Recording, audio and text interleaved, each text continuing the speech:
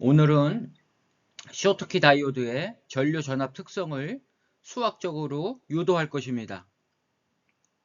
대단히 번거로운 작업이 되는데요. 결과만 논의를 하려다가 역시 수학적인 유도가 좀 필요할 것 같아서 추가를 하였습니다. 여러분들 이 수학적인 유도를 여러분들 스스로 할 수 있어야 된다고 생각을 하는데요. 만약에 잘 모르겠다 그러면 그 결과식만 꼭 기억을 하고 PN 접합 다이오드와 어떤 차이점을 갖고 있는지 그 정도만 꼭 이해를 하고 넘어가도 되겠습니다.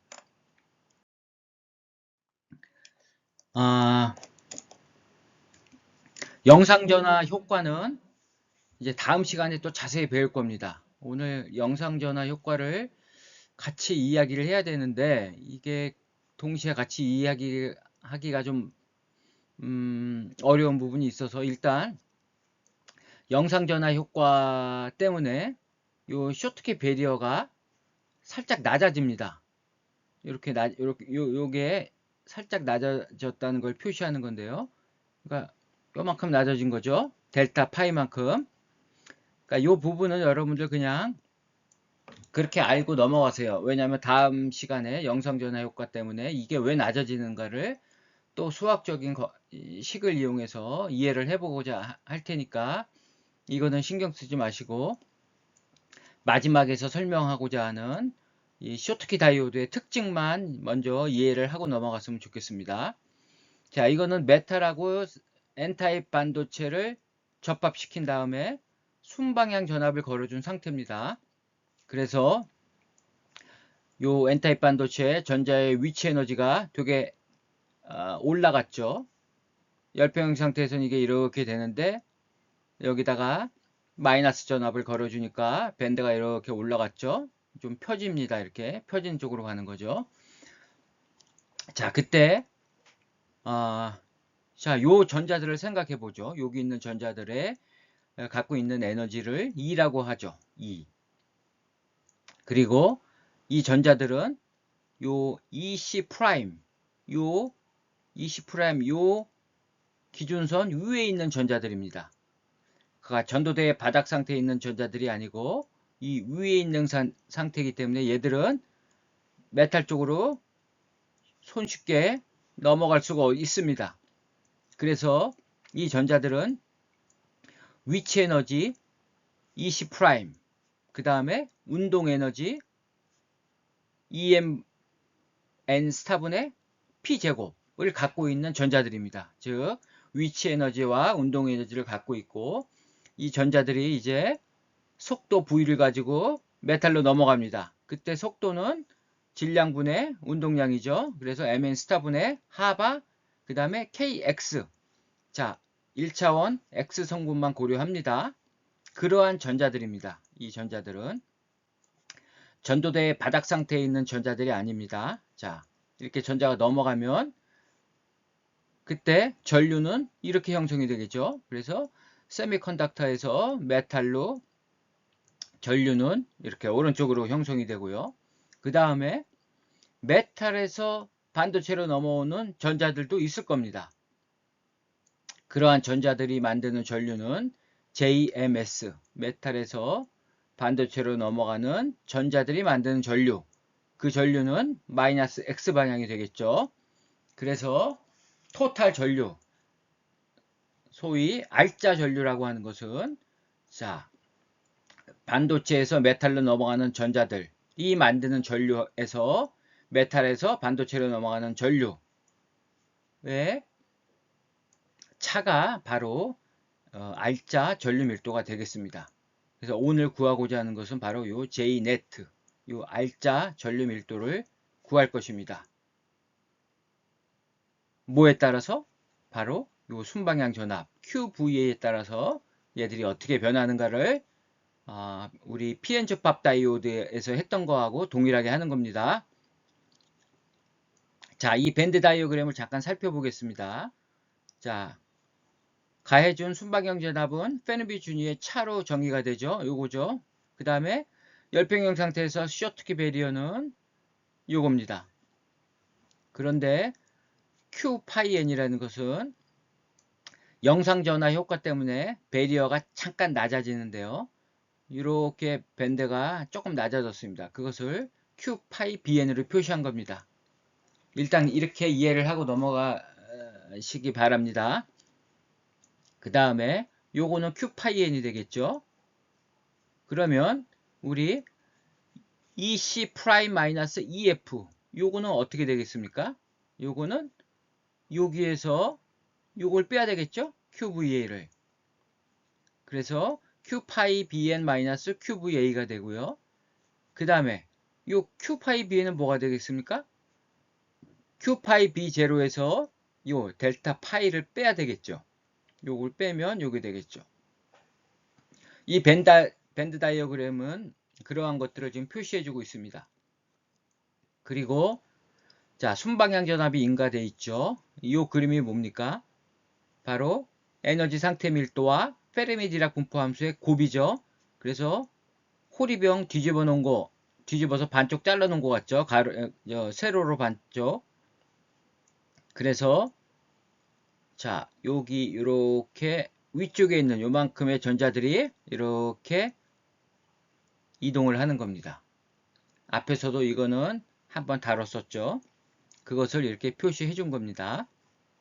그러면 요 전자들을 잘 지켜보십시오. 요 전자들이 갖고 있는 위치 에너지와 운동 에너지가 이렇게 표시됐고요. 이 전자들은 속도가 이렇게 된다 그랬죠. 그래서 우리 전류 밀도 구하는 식, 드리프트 전류 밀도죠. J는 QNV죠. 자, 이것은 어떻게 쓸 수 있냐면 JSM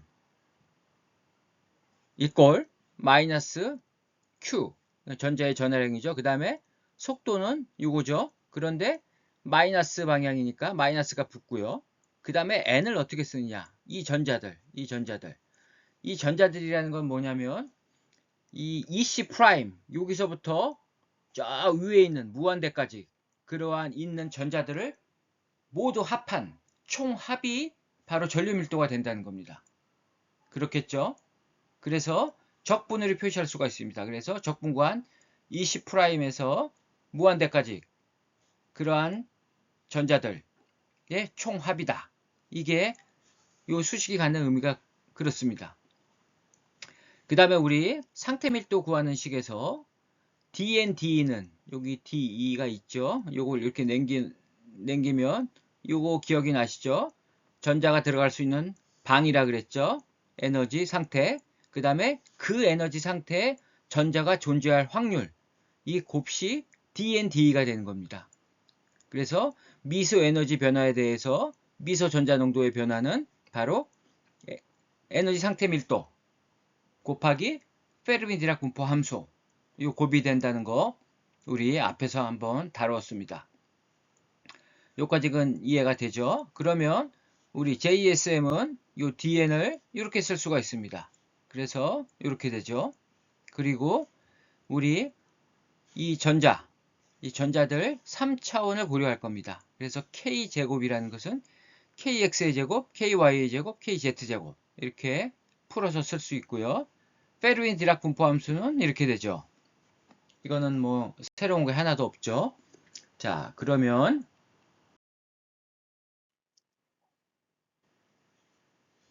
자유전자의 K 공간에서의 등 에너지면을 고찰해 보겠습니다. 먼저 한 변이 A분의 파이인 단위 윗방체에 대해 하나의 양자 상태가 대응한다고 가정을 하겠습니다. 그러면 우리 이를 일정하게 했을 때 각각의 K값에 대해서 동일한 에너지를 갖는 상태는 이렇게 구면이 된다는 것을 알 수가 있습니다. 따라서 K에서 K 플러스 DK 상태 수는 2 플러스 D, 2에서 2 플러스 D 사이에 있는 상태의 수와 같다고 봐도 무방할 것입니다. 요거가 되겠죠. 여기서 이렇게. 그러면 자, K 공간의 최적 속에 K 공간의 최적 요 DK라는 것은 DKX, DKY, DKZ가 되겠죠. 요 DK 속에 있는 양자 상태의 수를 한번 어떻게 되는지 알아보겠습니다. 먼저 반지름이 K를 하는 요 구, 요 구입니다. 구의 표면적에다가 요 DK를 곱하는 겁니다. DK를 곱하면, 그리고 DK를 곱하고 이 단위 윗방치의 최적으로 나눠줘야지 양자 상태 밀도가 됩니다. 그렇겠죠? 최적으로 나눠줘야 되겠죠? 그리고 8분의 1을 곱합니다. 8분의 1은 우리 양수의 공간이죠. 그래서 양수를 갖는 공간은 딱 여기서 8분의 1밖에 없죠. 그리고 전자는 스핀업, 스핀다운 두 개만 있기 때문에 2를 곱합니다. 그래서 요 식이 이렇게 나오는 거고요. 요 4파이 K제곱 DK는 자, 요 구의 표면적 곱하기 DK가 되겠죠. 그 얘기는 결국은 DKX, DKY, DKZ와 같다는 겁니다. 요 빨간색이. 그래서 이거를 정리하면 이렇게 쓸 수가 있다는 겁니다. 그래서 이 식이 의미하는 것은 어떠한 공간적 부피 A3를 갖는 반도체 결정에 대해서 E에서 E 플러스 TE, 즉 미소 에너지 변화죠. 그 사이에 존재하는 양자 상태의 밀도라는 겁니다. 이것이. 그리고 그것을 부피 A3로 다시 나누어 주면 반도체 결정의 단위 부피당 에너지 상태 밀도가 되는 겁니다. 여기까지 이해가 가시죠? 예. 그래서 GED는 이렇게 쓸 수가 있다는 겁니다. 그래서 우리 최초 구했던 JSM 이 식이었죠. 그래서 빨간색 요 GC, DE 여기다 요걸 집어넣는 겁니다. 여기 C가 붙은 건 이건 반도체 컨덕션 밴드라는 얘기죠. 이건 뭐 자유공간에서 논의한 거고요. 이거 바꿔주기만 하면 됩니다. 그래서 이걸 그대로 대입하면 자 4파이 3승 있고요. 앞에 Q 그 다음에 이렇게 쓸 수가 있습니다. 남는 건 VX 페르미-디락 분포 함수 그 다음에 DKX, DKY, DKZ 자 적분 구간은 자 X는 양의 양수만 고려합니다. 그래서 0부터 그냥 무한대 0부터 무한대고요. 그 다음에 Y는 제약이 없죠. 플러스 무한대에서 마이너스 무한대 그 다음에 Z는 동일하게 마이너스 무한대에서 플러스 무한대 자 이거를 적분을 해주면 우리는 구하고자 하는 전류 밀도를 구할 수가 있습니다. 자 그럼 이거를 한번 구해 보겠습니다. 앞에서 이렇게 정의했었죠. 그 다음에 E는 이제 3차원으로 전환했습니다. KX, KY, KZ 그래서 이거를 다 넣습니다. 그러면 KX의 익스포네셜 앞에 E-EF였죠. 그러니까 E 대신에 이걸 넣습니다. 이걸 넣고 마이너스 EF 그 다음에 분모 KT 이 파란색으로 된 건 다 상수입니다. 그래서 상수 앞으로 다 보냅니다. 그럼 이렇게 앞으로 나오죠. 그리고 각각 분리해서 씁니다. 0부터 무한대 KX, DKX 그리고 이 부분 하바제곱, KX제곱 여기 나와야 되겠죠. 근데 요게 밑으로 내려가죠. 그래서 이렇게 됩니다. Y에 대해서도 똑같이 이렇게 쓸 수가 있습니다. 여러분들 이게 되게 복잡합니다. 그래서 여러분들이 스스로 한번 이렇게 유도해 보는 것이 더 효과적일 겁니다. 그 다음에 이 적분들은 어떻게 푸냐면 이러한 적분 공식들이 있습니다.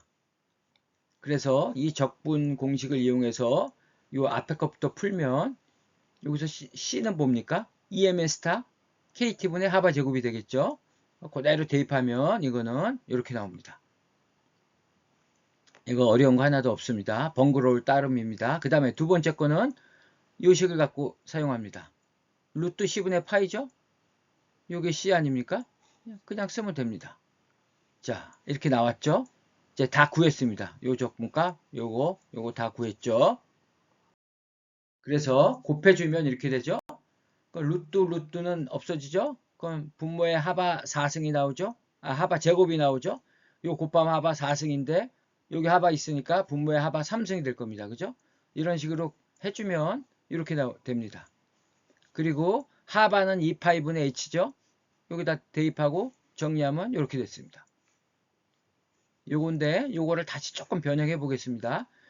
EC'-EF는 자, EC' 여기에서 요걸 뺀 거죠. 그러니까 요만큼입니다. 요만큼. 요만큼은 아까 뭐라 그랬죠? 여기에서 QVA를 뺀 거죠. 즉 Q파이Bn에서 QVA를 뺀 거니까 부호 바뀌고 이렇게 됩니다. 자, 이 익스포넨셜 이거를 곱으로 쓸 수 있죠. 이렇게 곱하고 이렇게 곱하고. 그래서 다시 이렇게 쓸 수가 있습니다. 그래서 우리가 구하고자 하는 전류밀도 JSM은 바로 이 식입니다. 그런데 자, 메탈에서 반도체로 가는 전자 전류밀도는 어떻게 됩니까? 여기서 이쪽으로 가는 전자는 순방향 전압하고 전혀 무관합니다. 여기는 이 쇼트키 베리어는 그냥 상수값이라 그랬죠. 그래서 그냥 이거를 무시하고 이 앞에 뒤에 것만 쓰면 메탈에서 반도체로 흐르는 전류 밀도는 이렇게 됩니다. 그래서 알짜 전류 밀도는 여기서 이걸 빼야 된다 그랬죠. 그래서 이렇게 공통인수 이걸로 묶어가지고 이렇게 쓸 수가 있습니다. 이거를 다시 이 앞부분을 JST라 그러면 이렇게 쓸 수 있죠. 이거 마치 PN 접합 다이오드하고 똑같은 형태죠.